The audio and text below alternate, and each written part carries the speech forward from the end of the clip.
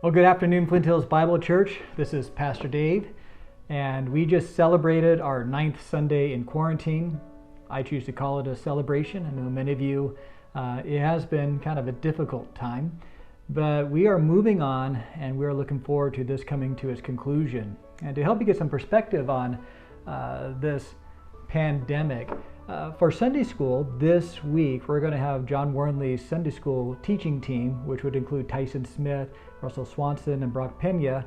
They'll be talking about the pandemic and eternal perspective. And so this will be a really good time to really set our minds on things above and try to see this pandemic in light of eternity. So I trust you'll be blessed by that.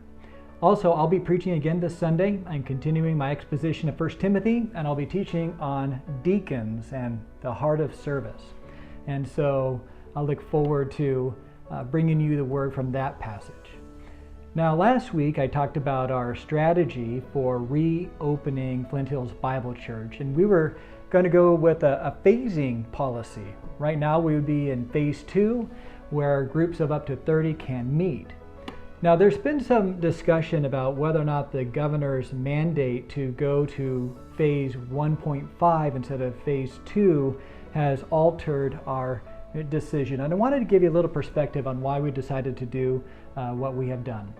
Now, I mentioned that there's really 3 broad principles that are guiding our decision as far as reopening and moving forward. The first one is we want to be above reproach. We want to be a church that is known for loving our community, who tries to do things in the most helpful and beneficial way. And that would include honoring our governing authorities. Secondly, we really want to focus on shepherding the flock of God. Our primary purpose is to grow you in godliness, to present every man complete in Christ. And thirdly, we want to be united going forward. And so when you look at that first point of being above reproach and honoring our governing authorities, there might be some question about whether or not we are breaking the phasing process. And I want to just read to you a quote from the clarification of the Kansas reopening plan. This is on their website. It's under the section Frequently Asked Questions. And this is the question: can churches have more than 10 people in a service at one time in phase 1? And as you know, we're in phase 1, actually phase 1.5. And this is the answer. Yes, a church may have more than 10 people in a service at one time, so long as individuals, not including those who reside together, are more than 6 feet apart, except for infrequent or incidental instances of closer proximity, and the church is following deep cleaning and other public health guidelines. So according to the letter of the law and these guidelines, we can meet if we choose to. Now, we have decided to follow the model and the spirit of that phasing process, and that's why we are still sticking with June 7th. Now, why aren't we pushing it back even more? Well, remember, one of the objectives that we have is to shepherd the flock of God. And one thing with shepherds and shepherding is having a flock together is a means by which you can shepherd them.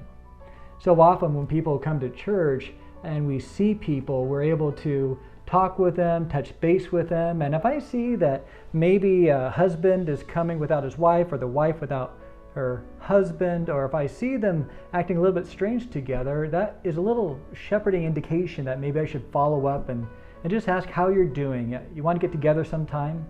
We can't really do that when we're all dispersed. Secondly, a way of shepherding the flock is to see who is there and who's not there.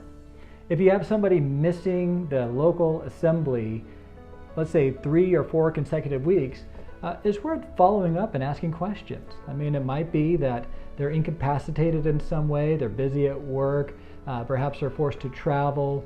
We don't really know the answer until we're able to ask. And so one thing that we really want to do is we need to regather the flock so that we can continue to shepherd the flock. And as we do so, we might discover that some of the sheep are really struggling. You see, as we move forward, we want to shepherd the flock, but we want to help you. We want you to help us to shepherd the flock as well. And one passage I think about are the words of Jesus in Matthew 18, starting in verse 11. He says, "See that you do not despise one of these little ones. For I tell you that in heaven their angels always see the face of my Father who is in heaven.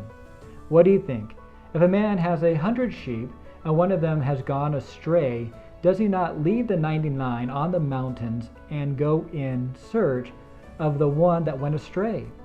And if he finds it, truly I say to you, he rejoices over it more than over the 99 that never went astray. So it is not the will of my Father who is in heaven that one of these little ones should perish. As shepherds, we have a responsibility to make sure that all of you are going to cross the finish line, that you won't perish, that you won't drift away.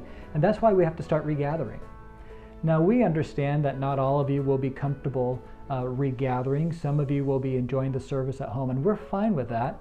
And what we'll probably have to do is just call you, make sure that you're tracking, make sure that you're doing what you need to be doing spiritually to continue to grow and eventually bring you back into the flock. Others will show up and we'll be able to talk with you and see you and make sure that you're doing well. But we also want to encourage you to do that with each other. And you guys have done a great job of that. So often I call people, and I'm surprised at how many other conversations they've had with people in the flock. So as we begin to regather the flock, let's all check in on each other, encourage each other, understanding that some people can come and some people can't, but we're all still one body moving forward so that when we're finally able to bring the flock together, all of us are healthy, well, thriving, and able to reach this community.